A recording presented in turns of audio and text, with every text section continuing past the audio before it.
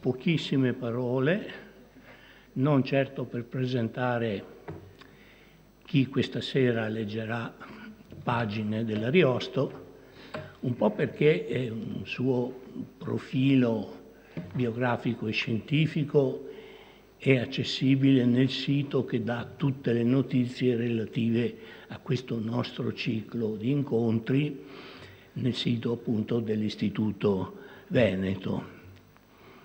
È un po' perché presentare a Venezia Francesco Bruni mi pare del tutto supervacaneo, data la sua attività di studioso insigne, storico della lingua italiana, e metto l'accento su storico perché a ciò che la lingua rappresenta e testimonia della storia d'Italia ha dedicato pagine estremamente profonde, tanto profonde quanto brillanti.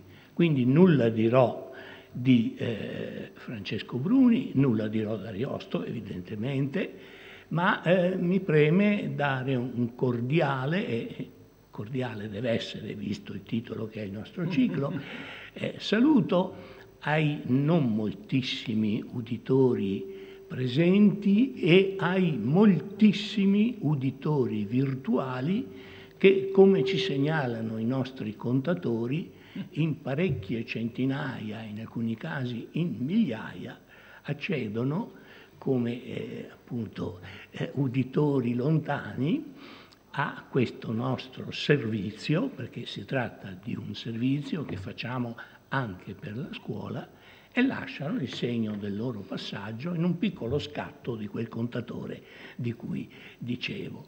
Quindi benvenuti a voi, particolarmente audaci nell'affrontare la presenzialità dell'evento, e un benvenuto a coloro che mi guarderanno, ci guarderanno, ascolteranno Francesco Bruni in centinaia, in migliaia, nel sito dove fra 2 o 3 giorni al massimo la lettura, la conversazione di questa sera sarà registrata. Prego. Grazie, professor Pastore, è un vecchio amico, come si è capito, perciò è molto benevolo. Intanto vi ringrazio anch'io. Mi sentirei meno solo, io devo stare qui per il motivo del grande fratello che farà i conti, di cui ha parlato l'amico Pastore, ma mi sentirei meno solo se vi avvicinaste un po'. E lo scopo di questa... Se vi compattaste... ma liberamente, è solo un invito, non è certo coattiva la cosa. Lo scopo di questo incontro, che rientra nelle pagine cordiali come sappiamo, è anche quello di chiedere a chi ascolterà questa esposizione la proponibilità di uno dei nostri classici italiani. Proponibilità a chi insegna nella scuola o a chi è come persona colta e quindi non necessariamente collegata, diciamo, all'insegnamento, che è un po' la dannazione di Manlio Pastore, la mia, di altri qui presenti, anche senza motivi professionali ma per libera scelta, si accosta alla lettura di testi non contemporanei. Sono essi proponibili nella nostra società globale? È una domanda importante e quindi io sarei contento se dopo questa rapida puntualizzazione di 2 o 3 argomenti dell'Orlando Furioso si potesse fare una piccola discussione. Anche per dire che si tratta di materia fuori corso legale come la lira. Ecco, io mi auguro di no, però quello che io mi auguro potrebbe non coincidere con la realtà dei fatti. Parlerò dunque, l'Orlando Furioso è, come dice il titolo, è incentrato sulla follia di Orlando, dal momento che furioso non ha il significato attuale, ma significa pazzo, folle o privo di senno, come si legge, è una delle parole che usa l'Ariosto per designare la condizione della follia. Ecco. E da cui anche essere forsennato, parola che questa sì si impiega tuttora, anche furioso si impiega ma in un senso, come dicevo, diverso. Forsennato significa essere fuori di senno. E all'episodio di Orlando che perde il senno, che poi io parlerò un pochino di questo, e poi di Astolfo, un altro cavaliere che va a recuperarlo sulla Luna, all'episodio di Astolfo sulla Luna è dedicato un saggio di Cesare Segre, lo studioso che è scomparso pochi giorni fa, il quale trovò, lo ricordo perché appunto è appena scomparso, questo attivissimo filologo, dedicò un breve saggio molto succoso sul fatto che Ariosto certamente tenne presente un dialoghetto molto breve di un umanista del 400, Leon Battista Alberti, celebre soprattutto come architetto, ma anche scrittore sia in volgare italiano che in latino, nel quale c'è il personaggio di un libripeta, cioè di uno ammalato di letteratura, come lo sarà il Chisciotte di Cervantes, o come potrebbe essere oggi uno perso se non dietro ai libri, immerso nel suo cellulare, cosa che si nota spesso camminando per via o per le calli, dato che siamo a Venezia, è un libripeta il quale racconta una sua esperienza in un mondo strano, dove troverà tanti fatti di questo mondo in un mondo altro, che è un po' la chiave della Luna, quale è rappresentata da Ariosto. E non volevo cominciare con un annuncio funebre, ma a questo punto ne metto insieme un altro, perché mi viene in mente che ancora più ieri, mi pare, si è letto sul giornale la scomparsa di un altro studioso molto bravo, Ezio Raimondi, che io ricordo perché a Bologna, dove lui ha vissuto, lo chiamavano libridinoso.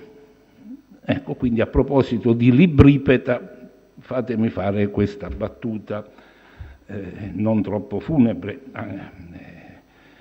e mi piace ricordare anche Raimondi. Bene, veniamo a noi. Al centro del poema, almeno nella edizione definitiva, quella che si legge comunemente, e qui c'ho il Meridiano dove c'è il testo e il commento appunto di Segre che ho appena citato, al centro del poema Orlando perde il senno, diventa furioso. Diventa furioso perché Angelica, amata da lui e da tutti gli eroi cristiani e pagani o infedeli del poema, Angelica non solo non ha ricambiato l'amore di nessuno dei suoi tantissimi corteggiatori, ma si è innamorata di un bel biondino che ha trovato gravemente ferito in un campo di battaglia e lo ha curato e gli ha fatto lei la corte ricambiata e i due si sono felicemente uniti e lei se lo porta nel suo remoto regno che è il Katai, cioè la misteriosa Cina. E come si legge, e Orlando che fa? Orlando, i cavalieri erranti vanno in giro, errare non significa sbagliare, significa viaggiare senza meta, poi significa anche sbagliare, e Orlando è un ottimo esempio, come vedremo, di errore mentale. Dicevo, Orlando nel suo peregrinare alla ricerca della donna amata, dimentico del suo dovere di combattere per Carlo Magno e per la fede cristiana, Orlando capita in questo posto dove, in questa geografia non precisata, in cui Medoro è stato curato da Angelica, e inciso sulla corteccia degli alberi, il panorama, il paesaggio è extra cittadino, vede, come si fa oggi sui monumenti, più antichi sono meglio è, che due giovani dei due sessi generalmente dicono con il cuoricino la data in cui hanno visitato una casa di Pompei, con i risultati non solo per colpa di questi giovani che sappiamo. E così loro hanno inciso i loro nomi e hanno parlato del loro amore felice, che non è un'invenzione di Ariosto, è una invenzione che si trova nella poesia bucolica dei Greci e poi di Virgilio, vale a dire la poesia ambientata in un ambiente pastorale, perché appunto siamo fuori dalle città. Però con molta acutezza psicologica Ariosto dice che Orlando resta molto male, ma si autoinganna, cosa che sport che si potrebbe sospettare praticato da tutti, insomma io parlo per me, anche da me tuttora. E quindi dice, ma no, non sono loro, però vede una spelunca opaca, cioè una grotta ombrosa, e fuori all'ingresso di questa grotta si legge che quando faceva molto caldo Angelica e Medoro hanno preso il fresco e si sono fisiologicamente congiunti, con sana fisiologia. Ancora Orlando resiste all'evidenza, ma il colpo finale gli viene da un pastore, il quale ha ospitato, appunto l'ambientazione bucolica, come dicevo, è pastorale, con questa scrittura non su carta, non su papiro, non su pergamena, ma sulla corteccia, quindi è nature proprio. Il pastore gli dice, no, ma io ho ospitato Angelica e Medoro, e effettivamente erano persi l'uno per l'altro, lui è guarito e se ne sono andati nel regno di lei. E questo è il colpo di grazia che fa perdere il senno ad Orlando.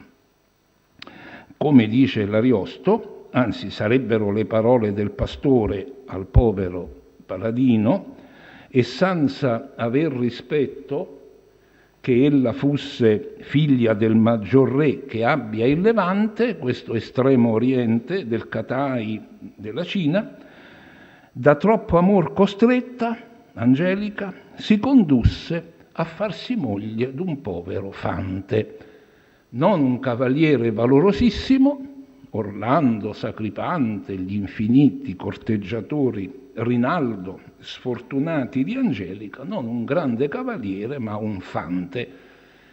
Già Boiardo si era inventato l'amore di Orlando, che nella tradizione era l'eroe della fede, che a Parigi aveva lasciato la fedele sposa Alda per immolarsi a Roncisvalle, e Orlando si era inventato Orlando innamorato, e adesso l'Ariosto, come tutti sanno, passa ad Orlando furioso.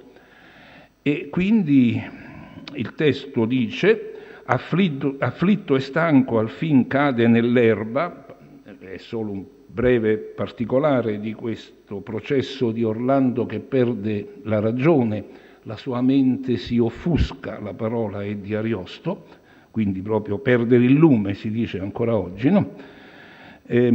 Afflitto e stanco al fin cade nell'erba e ficca gli occhi al cielo e non fa motto.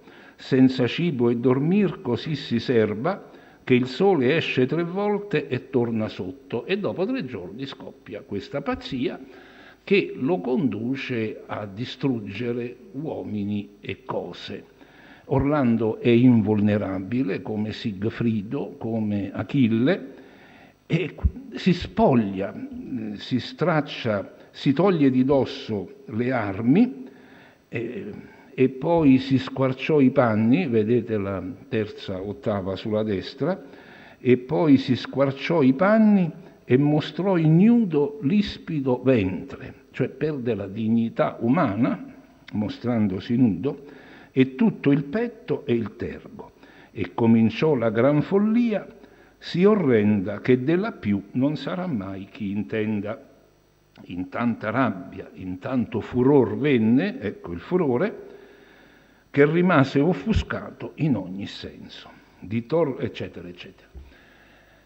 E allora,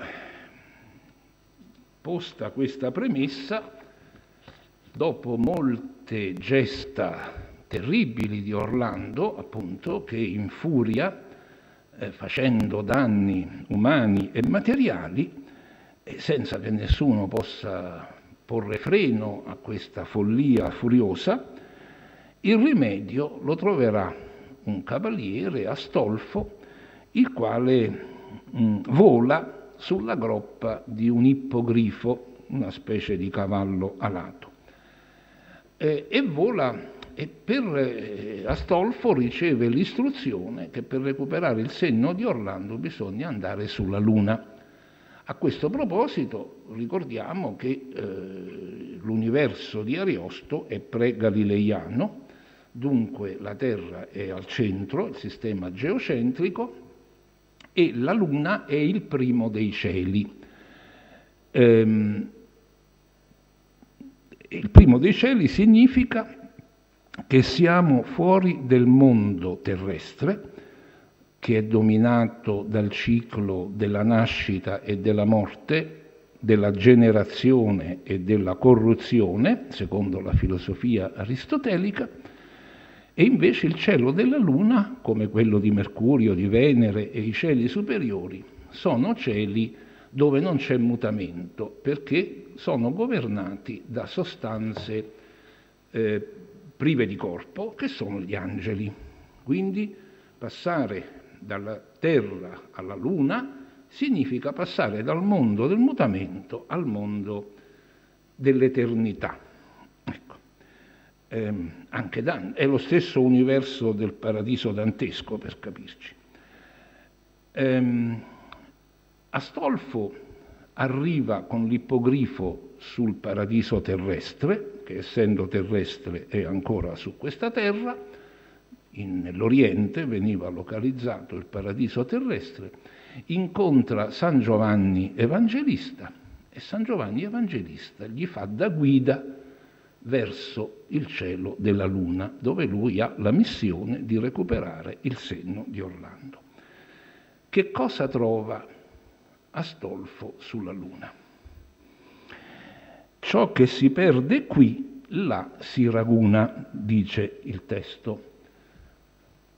Sì, ciò che si perde qui, là si raguna, cioè, questo è Ariosto che parla, o San Giovanni piuttosto,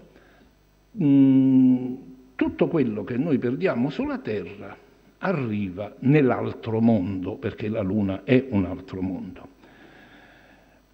E non pur di regni o di ricchezze parlo, in che la ruota instabile lavora. Dicevo che la Terra è il luogo del mutamento e quindi sulla Terra la fortuna lavora tanto, gira tanto la ruota che ti porta prima dal basso, ti porta in alto e poi ti fa precipitare. Dunque non parlo solo di regni o di ricchezze, ma di quel che in poter di togliere e di darlo non ha fortuna intender voglio ancora. Dunque il potere e la fortuna economica che si perdono su questo mondo per il lavoro della fortuna vanno a finire sulla Luna. Ma non solo cose materiali, non solo la finanza va sulla Luna. Molta fama è lassù, la celebrità, il divismo, diremmo oggi, non per attualizzare, ma insomma per accennare a fatti che conosciamo anche nella nostra società così diversa da quella del primo Cinquecento. Molta fama è lassù, che come tarlo il tempo a lungo andar qua giù divora. Il tempo fa dimenticare la fama e la fama vola sulla Luna e esce, cosa vuol dire Ariosto? Esce fuori dalla conoscenza e dal ricordo degli esseri viventi sulla terra. Lassù infiniti preghi e voti stanno che da noi peccatori a Dio si fanno. Le lacrime e i sospiri degli amanti, anche questi vanno sulla Luna. Il ti amerò in eterno, per esempio. L'inutil tempo che si perde a gioco e l'ozio lungo di uomini ignoranti, vani disegni, progetti campati in aria, che non ha mai loco, che non si realizzano, perché sono le fantasie dietro le quali ci perdiamo. I vani desideri sono tanti che la più parte ingombran di quel loco. Quindi andare sulla Luna significa trovare un magazzino molto ben fornito di cose che una volta erano nel mondo dei vivi. Ciò che insomma qua giù perdesti mai, lassù salendo ritrovar potrai. E qui insomma, per esempio, le lacrime e i sospiri degli amanti trovano infiniti riscontri nel poema di Ariosto, dove gli amori non sono sempre felici, fino all'estremo dell'amore di Orlando, e quindi lacrime e sospiri si sprecano. Ma qui c'è di più. È chiaro che qui Ariosto fa una parodia e vede da un punto di vista diverso quello che seriamente dicevano i poeti lirici, Petrarca e i suoi infiniti imitatori. Per esempio, tra le tante citazioni possibili, un sonetto di Petrarca comincia: «Piovonmi amare lacrime dal viso con un vento angoscioso di sospiri». Sospiri e pianti sono di casa in questi amori generalmente diretti a una donna che rifiuta l'amore dell'io maschile. E va bene, non possiamo trattenerci troppo, però almeno vorrei leggere, lasciamo perdere queste vessiche, parola che c'era già nel latino di Leon Battista Alberti, le vesciche, tumide, gonfie, queste cose che si sgonfiano, ma insomma ci sono le adulazioni dei poeti, di cicale scoppiate immagine hanno versi che in laude dei signor si fanno. Oggi naturalmente non si fanno versi in laude dei potenti, ma i mezzi di comunicazione di massa certe volte criticano i potenti, ma più spesso sono molto servizievoli nei confronti dei potenti. Quindi, insomma, anche qui i confronti non sono certo difficili. Poi ci sono le bellezze con cui le donne irretiscono i loro innamorati. Lo stesso Ariosto spesso si presenta irretito dalle bellezze della donna da lui amata.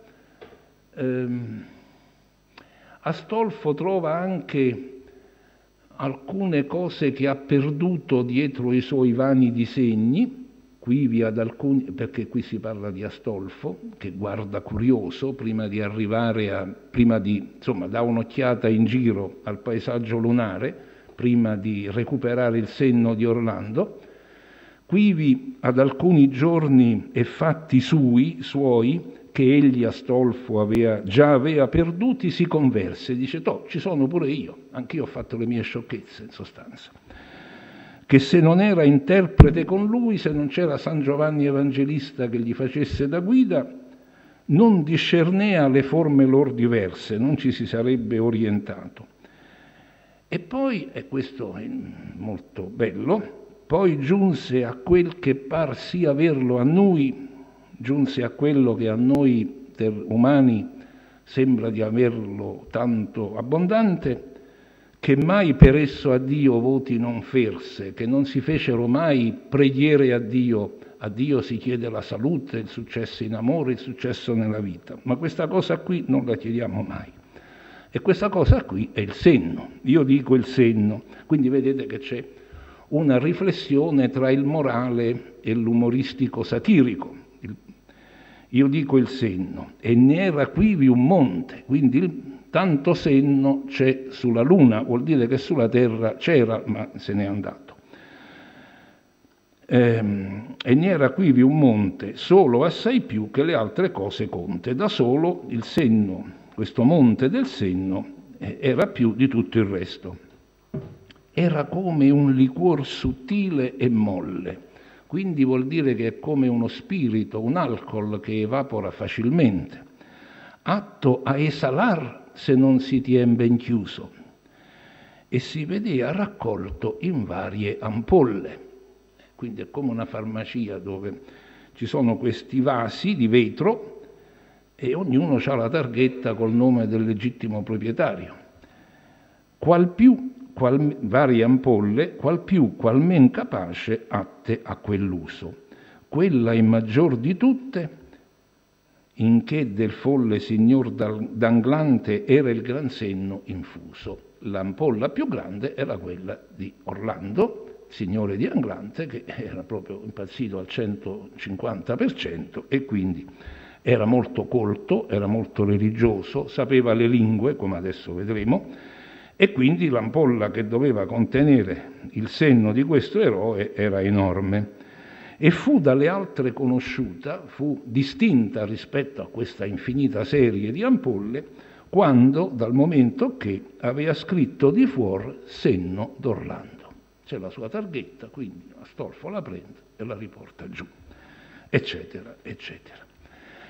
E non posso continuare, ma insomma si dice come si perde il senno, altri in amar lo perde, altri in onori, e in fondo a questa ottava di sofisti e di astrologhi raccolto, gli astrologhi, abbiamo ancora anche noi le previsioni sulla come andrà la prossima settimana, ma ce n'è per tutti, anche per i poeti come Ariosto, e di poeti ancora ve ne era molto, quindi è meglio non illudersi troppo, diciamo, e questa è un po' la morale che viene da questa. E poi Astolfo, visto che c'è, approfitta e raccatta anche il senno suo. Astolfo tolse il suo, prende anche il suo, che gliel concesse lo scrittor dell'oscura Apocalisse, San Giovanni glielo permette. L'ampolla in che era al naso sol si messe, visto che il senno è materia che esala, lui se la mette al naso e rinsavisce. E pare che il senno al luogo suo ne gisse, il senno andò a finire dove doveva andare, nel cervello, e che Turpin, la fonte finta di Ariosto, da indi in qua confesse che Astolfo lungo tempo saggio visse, però non per tutta la vita, ma che un error che fece poi fu quello che un'altra volta gli levò il cervello. La conquista non è mai definitiva. Ecco. Bene, qui il tempo passa e io non voglio trattenermi troppo, ma devo almeno ricordare due punti. Uno, cosa ha letto Orlando sulla spelonca, sull'ingresso di quella grotta che gli ha dato il secondo colpo, il terzo è il racconto del pastore. Allora, Orlando viene, e torniamo quindi al momento della follia, Orlando viene ove si incurva il monte a guisa d'arco in sulla chiara fonte. È quello che chiamavano il bel luogo. Le Maldive oggi, allora era il locus amenus, il luogo erboso con un rivo, un venticello, gli alberi e l'incontro di due cavalieri o di un cavaliere e di una dama da salvare, cosa che il cavaliere generalmente riesce a fare. Avevano, e invece qui questa scena che è invece pastorale più che cavalleresca, avevano sull'entrata di questa grotta il luogo adornato coi piedi storti, edere e viti erranti, quindi il luogo è naturalmente bello, non c'è l'arte dell'uomo, è la natura che imita l'arte. Quivi soleano al più cocente giorno, quando si sudava un po' troppo all'aria libera, stare abbracciati i duo felici amanti. V'aveano i nomi lor dentro e d'intorno, hanno la smania di posare il proprio ego nella scrittura, come si fa, insomma, anche oggi, tutto sommato, in una società così desiderosa di rivelare il proprio io. Vi aveano i nomi lor dentro e d'intorno più che in altro dei luoghi circostanti scritti, qual con carbone e qual con gesso. C'è anche la varietà dello strumento scrittorio, in nero e in bianco, e qual con punte di coltelli impresso. Vedete quante penne in luogo della penna o della penna d'oca. Il mesto conte a piè quivi discese e vide in sull'entrata della grotta parole assai che di sua man distese Medoro avea, che parean scritte a lotta, parole che parevano scritte proprio allora. Del gran piacer che nella grotta prese, questa sentenza in versi avea ridotta, quindi Medoro è un umile fante ma ha capacità poetiche, mica solo Ariosto sa scrivere le ottave. Che fosse culta in suo linguaggio io penso, credo che fosse elegante in arabo, ed era nella nostra tale il senso. Io ve la traduco alla buona. Liete piante, verdi erbe, limpide acque, spelunca opaca, eccola qua la grotta umbrosa, e di fredde ombre grata, dove la bella Angelica, che nacque di Galafron, figlia di Galafrone, da molti invano amata, spesso nelle mie braccia nuda giacque. Della comodità che qui mi è data, io povero Medor ricompensarvi, d'altro non posso che di ognor lodarvi. Vi ringrazio di avermi offerto questo bel posto per godere l'amore di Angelica. Ed è un amore, come vedete, molto realistico. Non è concepibile trovare un verso come spesso nelle mie braccia nuda giacque nel canzoniere di Petrarca per Laura. Ma petrarcheschi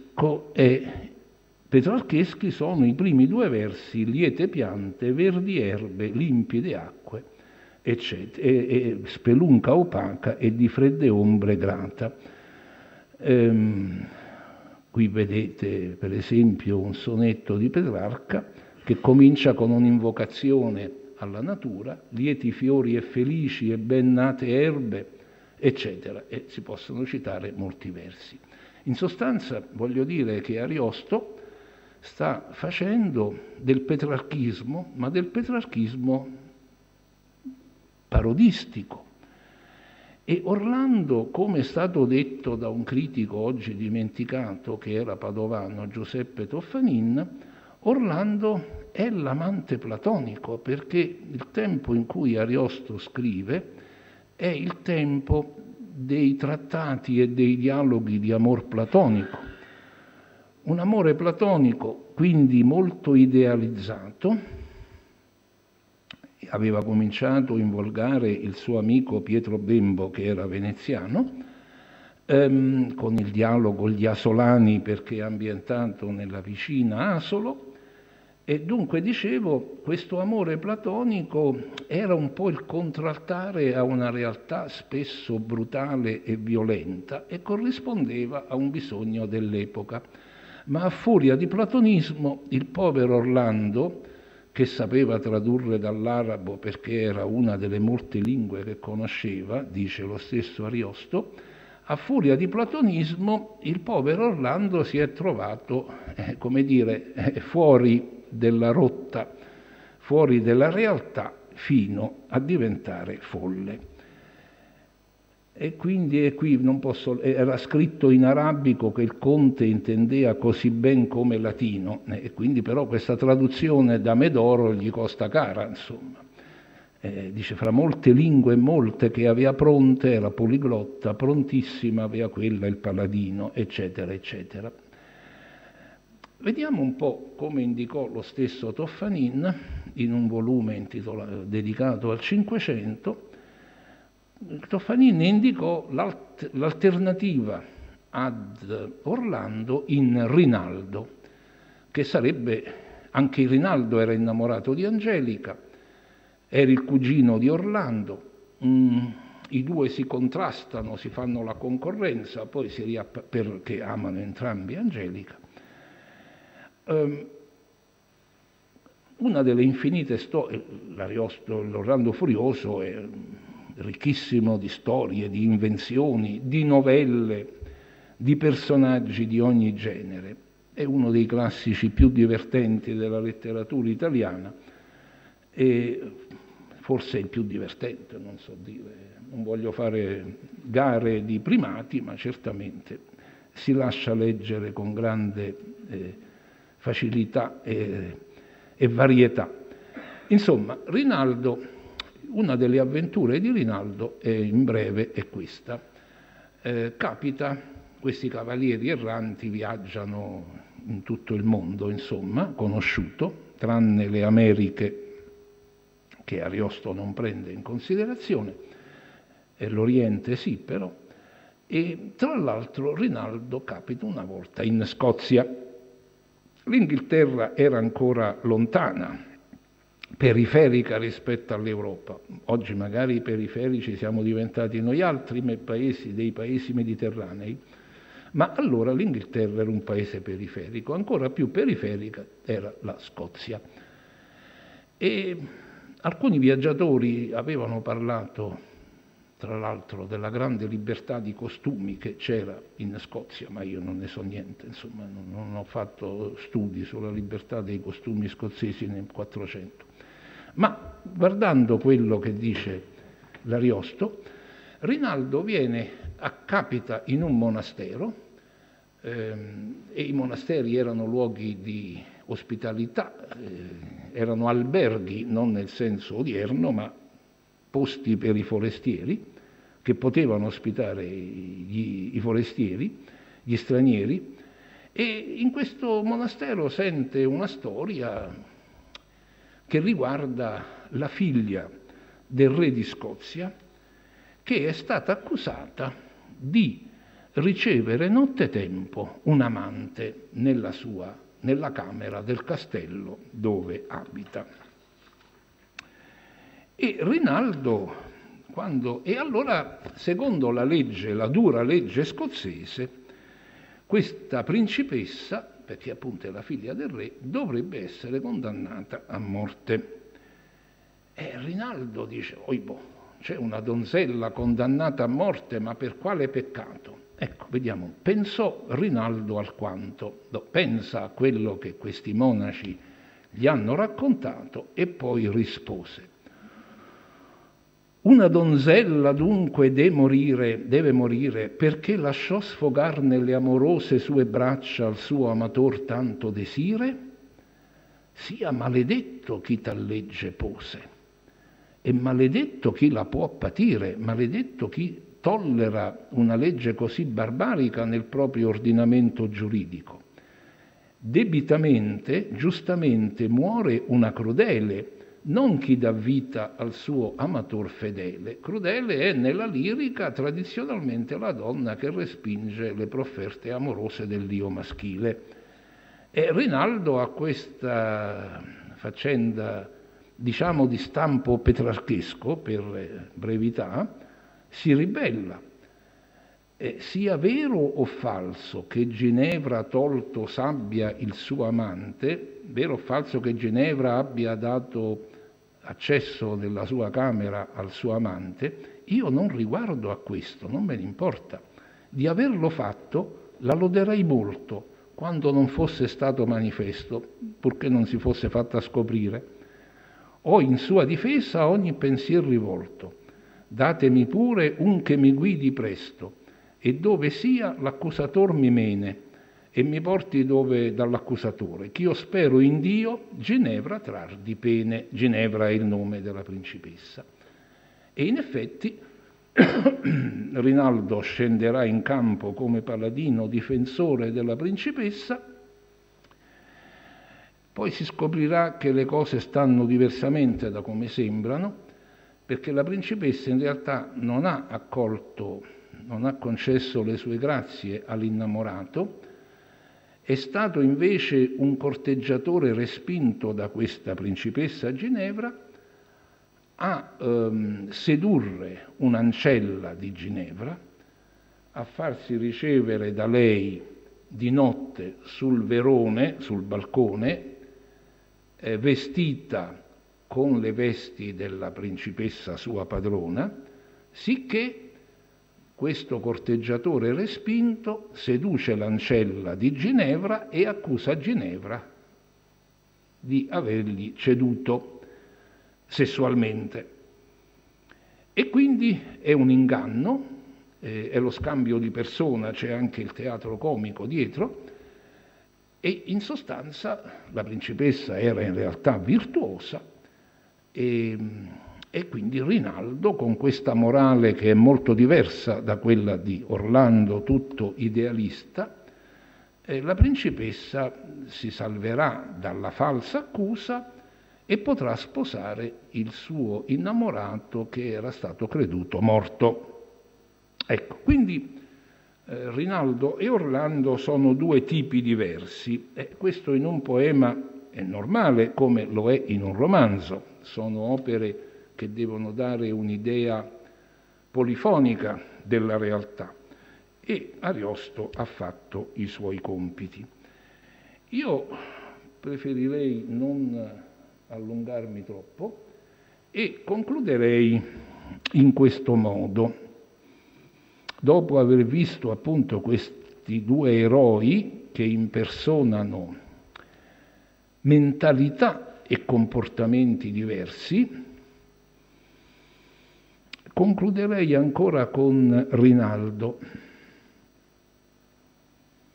il quale Rinaldo,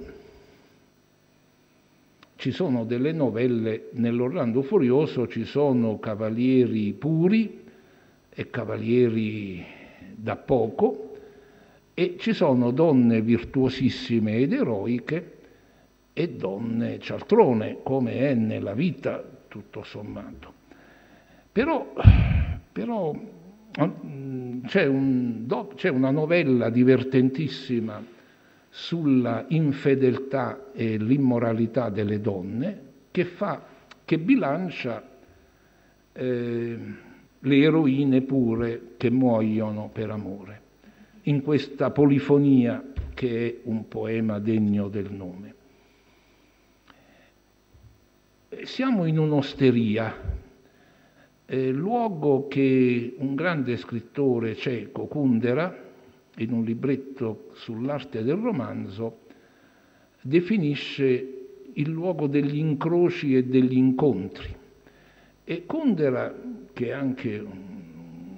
un grande scrittore, ma è anche un critico molto intelligente, in questo libretto fa partire il romanzo dal Don Chisciotte di Cervantes, perché appunto noi avevamo già un romanzo in Italia, noi italiani, però insomma questo romanzo era Ariosto, era Tasso, era un poema. In realtà le osterie ci sono già nell'Orlando Furioso.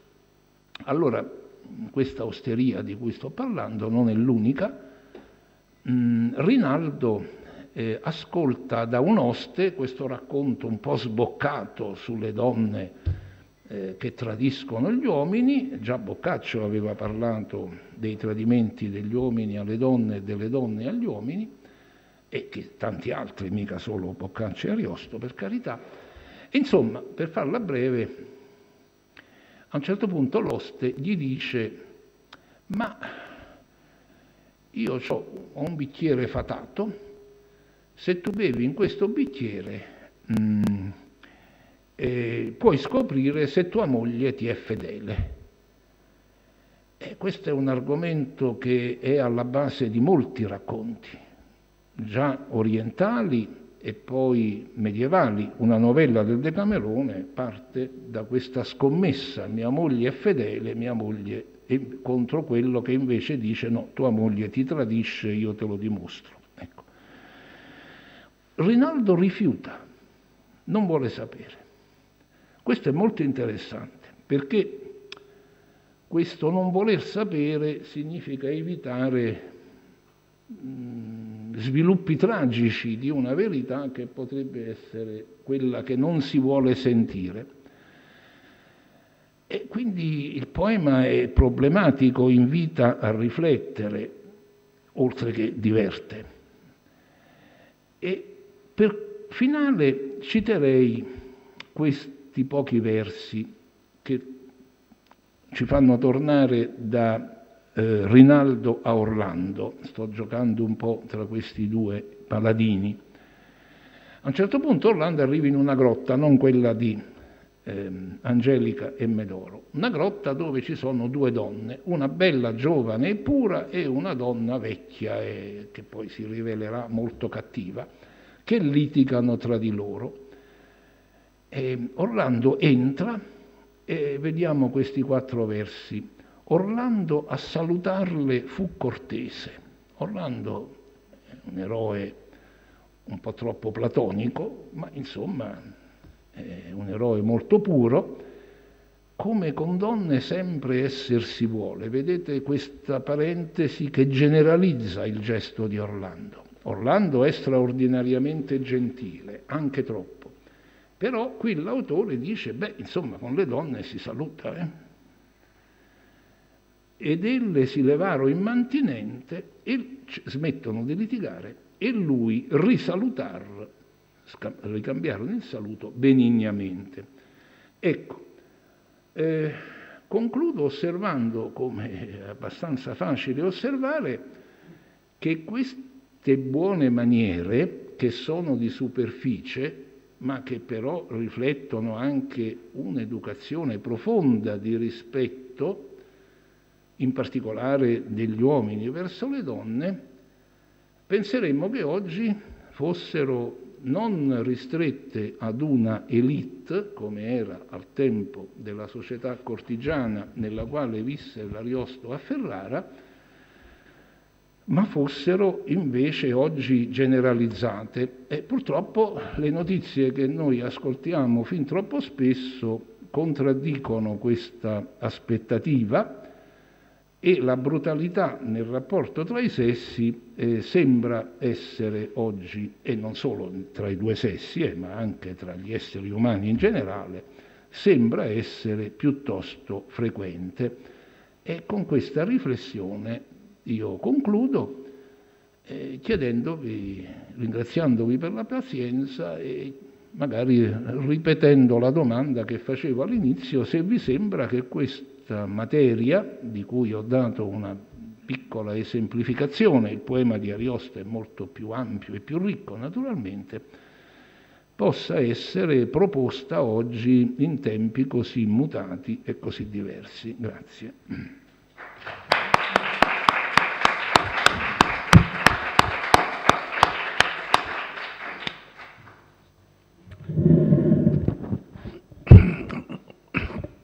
Ho ascoltato questa conversazione di Francesco Bruni, voglio essere sincero, con dispetto e rammarico. Dispetto e rammarico perché purtroppo l'Orlando Furioso, naturalmente per ragioni di ufficio, l'ho già letto. Mi sarebbe piaciuto non averlo mai letto e cominciare a leggerlo ora, dopo aver ascoltato questa iniziazione all'Ariosto, un'iniziazione che naturalmente non ci parla di tutti i complessi aspetti del grande poema, ma che ci dice abbastanza di quanta grandezza molto spesso dissimulata sotto le righe c'è nell'Orlando Furioso. E quindi facciamo un esperimento: se non l'abbiamo già letto, leggiamolo, e se l'abbiamo già letto, leggiamolo ora sotto l'influenza, sotto l'impressione di queste segnalazioni che, come avete visto, poi apparentemente così lontane nel contesto del poema, poi si congiungono a darcene un'immagine significativa. D'altra parte, riflessioni anche banali, dico questo per avviare un eventuale poi intervento di altri presenti.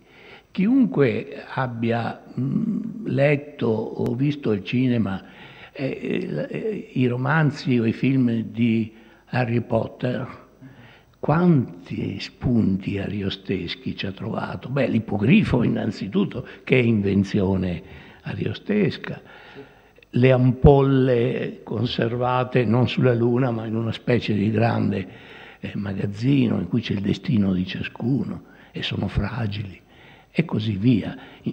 Tanta parte dell'immaginario moderno anche inconsapevolmente attinge all'Ariosto, ma forse ecco quello che dobbiamo, come dire, raccogliere con particolare attenzione è il suggerimento a leggere l'Ariosto come un libro in cui si fa l'apologia, diciamo, alla buona, delle belle maniere.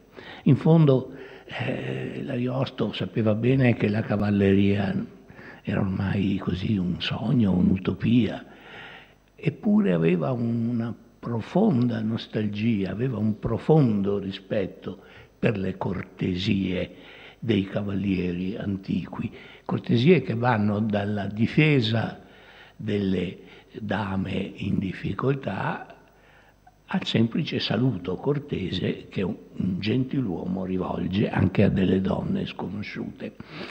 Qui rientra anche anche qui vorrei sottolineare alcuni degli aspetti proprio profondamente originali del discorso che abbiamo ascoltato. Questa insistenza su, diciamo, la castità di Orlando. Non che Orlando sia così sempre riguardoso, rispettoso, non conceda nulla così alla passione scatenata, lo aveva notato anche il Boiardo, e comunque risponde un po' ai caratteri originari del personaggio, però il Boiardo vi allude in modo molto meno delicato dell'Ariosto, molto meno aristocratico, il che è strano perché il Boiardo era un aristocratico e l'Ariosto era un borghese. C'è un episodio nell'Orlando Furioso in cui Orlando salva una donzella, la quale naturalmente è dispostissima poi a concedergli in contraccambio le sue grazie, tanto più che quando sopraggiunge la notte Orlando e la dama si stendono a dormire su un prato. La dama è sveglia e così si aspetta, come dire, un assalto. Boiardo commenta: dormiva Orlando e sornacchiava forte. Alla dama ne parve molto male. Ecco, mi sono permesso di citare questi due versi che così avevo nella memoria dalle mie lontane letture boiardesche, perché risaltasse meglio quello che ha detto con tanta finezza Francesco Bruni. Ma insomma, l'Ariosto, l'Orlando Furioso è un libro immenso, è un libro che tutti dovrebbero leggere e che dovremmo far apprezzare, amare e desiderare ai giovani delle scuole superiori, così come a noi l'ha fatto amare, apprezzare e desiderare, nel mio caso per una rilettura, Francesco Bruni. Ora, se c'è qualche richiesta di chiarimento, qualche contributo. Vorrei sottolineare 2 o 3 cosette fra quelle che ho sentito. Per esempio... Mi scusi, vuol dire il suo nome perché sì. È tutto registrato. Ho capito, certo. Io sono Anselmo Cassino, sono un veneziano per scelta, cioè sono venuto ad abitare qui da una decina d'anni, un po' di più, e vengo dalla Toscana. Ho amato l'Ariosto e della morale di Rinaldo, e in particolare una delle cose su cui ho sentito insistere di più, volevo sottolineare il fatto che quando arriva a questo monastero, che fra l'altro è una specie di Belem rablesiana, no? Dove ognuno può fare quello che vuole, in buona sostanza, no? Lui calca la mano sul fatto che l'uomo e la donna devono essere pari, perché nelle questioni sessuali hanno identici desideri, e dunque non c'è nessun motivo che uno si possa vantare di soddisfarli e l'altro invece deve nasconderlo o peggio ancora non farlo. E questa è una. Quando poi nell'osteria viene sottoposto a questa prova e la rifiuta, lo giustifica in modo direi interessante, perché lui si dichiara tranquillamente sicuro che sua moglie è fedele, però dice non ha senso che io mi sottoponga a questa prova, lasciamo stare la cosa come stasse, dice. Questo è il verso con cui chiude il discorso, e gli sembra stupida semplicemente una cosa del genere. D'altra parte la novella è stata molto pesante, no? La novella precedente, quella di 2 che erano stati traditi dalle rispettive consorti e che vivevano con una ragazza, che si dividevano, la tenevano nel letto fra di loro, no? E lei riesce ugualmente a gabbarli perché il suo amante si infila al centro del letto, insomma. E questo poi è la fine del racconto, ecco.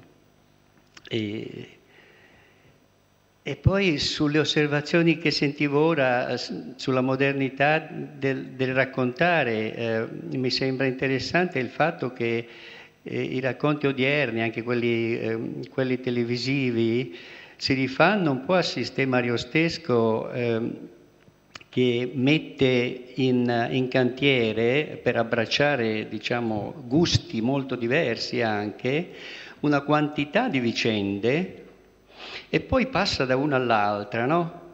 Le interrompe quasi come se aspettasse la pubblicità, diciamo, e dice ora andiamo a vedere cosa fanno quegli altri 2, no? E questo è molto, molto carino e anche molto... Questo è molto importante come tecnica narrativa, ecco. E insomma poi naturalmente dell'Ariosto si potrebbe parlare per una vita, tante cose sono interessantissime in questo poema. Grazie. Hai qualcosa da... Grazie a lei, sono d'accordo naturalmente, e proprio questi contrasti tra comportamenti più diversi fanno il sale del poema, insieme a questa satira che in fondo non risparmia nessuno, perché l'Ariosto è stato osservato, io non ci avevo pensato, un insegnante pratica della scuola ha osservato che oggi viviamo in tempi di poco spirito, di poco umorismo. E effettivamente c'è del vero, sono osservazioni generali e generiche. L'Ariosto non risparmia neanche se stesso, e questo mi pare che abbia qualcosa da dirci, a non prenderci sempre troppo sul serio. Quanto alla morale paritaria tra uomo e donna, non voglio fare dell'Ariosto un femminista ante litteram. Una femminista difficilmente gli perdonerebbe la novella che lei ha ricordato, e che è spassosissima, lo confesso, anzi no, non lo confesso. Alla fine della novella c'è un anziano nell'osteria, sì? e ribatte all'oste e gli dice che non è affatto vero che le donne sono tutte così. Certo. Qualcuno è così e qualcuno è colì, certo, come gli uomini di sesso maschile, ovviamente, è chiaro. Dicevo, questa parità, Ariosto dice in maniera esplicita quella che era una morale corrente fino a pochi decenni fa, e cioè che non si possono usare due pesi e due misure, sicché l'uomo è lodato per le sue numerose prede femminili e le donne sono biasimate se si lasciano sedurre. Mi pare sacrosanta questa considerazione. Il che non autorizza a fare di Ariosto un autore politicamente corretto in fatto di rapporti tra i sessi, cosa che trovo insopportabile. Trovo insopportabile tutto quello che è politicamente corretto, personalmente. E quindi, dicevo, mi pare quello che ha da dirci Ariosto in tempi così diversi è appunto questa possibilità di applicare a situazioni diverse, quali quelle della nostra società, tanti spunti che lui offre, insomma, no? Come l'episodio sulla Luna è ricco di... non si tratta di attualizzare, perché Ariosto è il poeta di Ferrara del primo Cinquecento, degli estensi di una società di corte, però i significati che lui veicola non sono limitati alle circostanze, soltanto alle circostanze nelle quali ha scritto, ma per un lettore che sia disposto ad ascoltare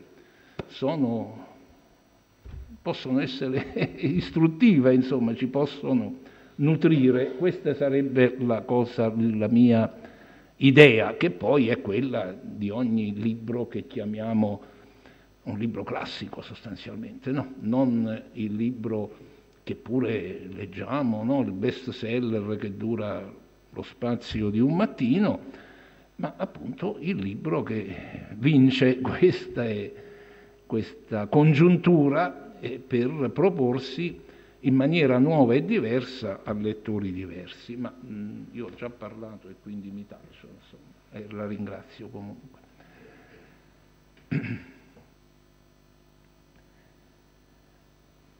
Sei infallibile, è ridotto al silenzio. Non volevo. No, è strano che, visto che il discorso ha preso questa piega,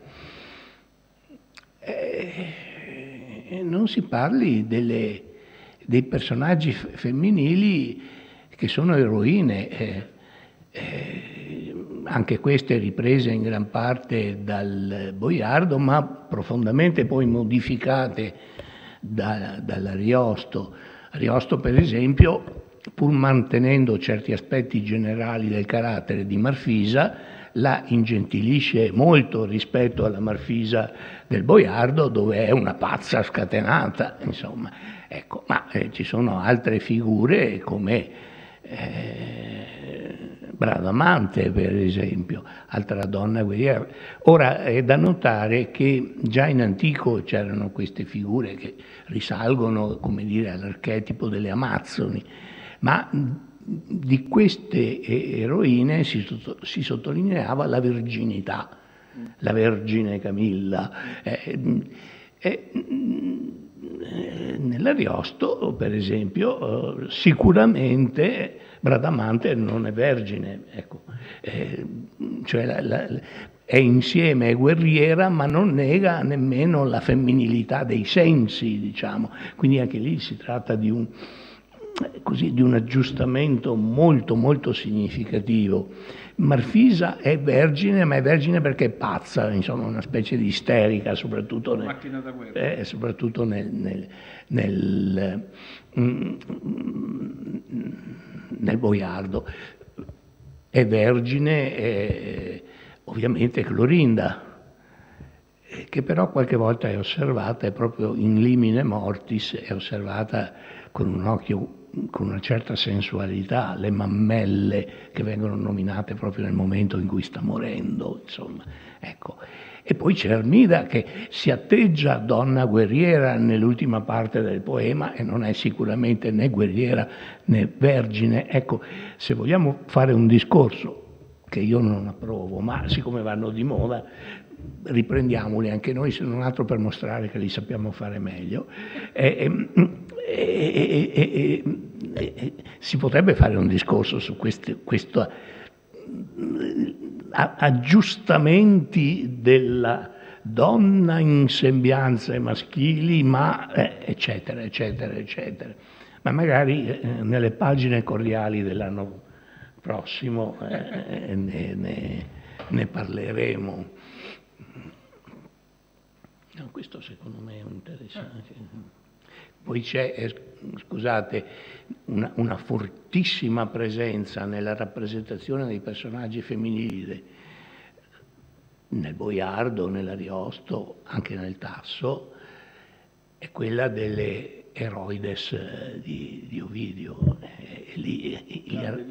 È grande libro e grande archetipo anche. E lì veramente c'è il punto di vista femminile, non c'è alternativa maschile. L'uomo è in tutte le eroe su un mascalzone, insomma. Sono tutte lettere di rampogna, di rammarico, scritte da queste donne, alcune criminali come Medea, come Mirra, ma grandi donne. Ecco. E questo ha una scia che come tante altre cose si è persa nel vaniloquio così del linguaggio politicamente corretto. Non dimentichiamo Angelica, che è una donna libera. Ah sì, giusto. Angelica è Un ragazzo, no? Certo, ha ragione. Anzi, proprio nel caso di Angelica c'è questa donna, però almeno Angelica riesce ad arrivare al suo Medoro così, è un po' come attraversa un po' come una specie di meteora, non si sa, ma insomma c'è anche in Angelica, poi c'è anche l'interessante come la vede Boiardo, come la vede Ariosto. Boiardo la vede come una sbarazzina, no? Un pochino. In Ariosto è una donna che sa il fatto suo. Ma vedi dove ci porti tu? Insomma, in camera da letto. Non in camera da letto, ci porti in questo universo che ha un fascino. Ma non guardiamo nel buco della serratura. No. È il fascino di questo universo, il grande fascino di questo universo. È ricco. È letto così, senza queste tutto quanto oggi aduggia la lettura dei classici nella pratica scolastica e contribuisce a renderli odiosi. È colpa di noi professori, caro Manlio. No, di noi come categoria, non credo come noi come persone. Abbiamo fatto il possibile noi. Bene, allora giovedì quando è? Giovedì prossimo c'è la terza e ultima conversazione. Ricordo, il professor Pastore parlerà del dialogo di un venditore di almanacchi. Di Copernico. Mi hai confuso le idee. Perché te ne ho parlato appunto. Di Copernico, il dialogo di Copernico di Leopardi, delle operette morali. Quindi, se non proprio sulla Luna, siamo lì, insomma. Ecco. Sempre con l'astronomia in giro, però non più quella aristotelica. Non più quella aristotelica. Che bisognerebbe studiare a scuola, proprio come tu stesso ci hai fatto capire, non conoscendo almeno gli aspetti fondamentali della cosmogonia aristotelica, si rischia di non capire aspetti fondamentali della letteratura universale, ma in particolare della letteratura italiana, da Dante ad Ariosto a Leopardi, il quale gioca sui due sistemi. Insomma. Bene. Beh, vediamo alla prossima settimana. Grazie a voi. Grazie.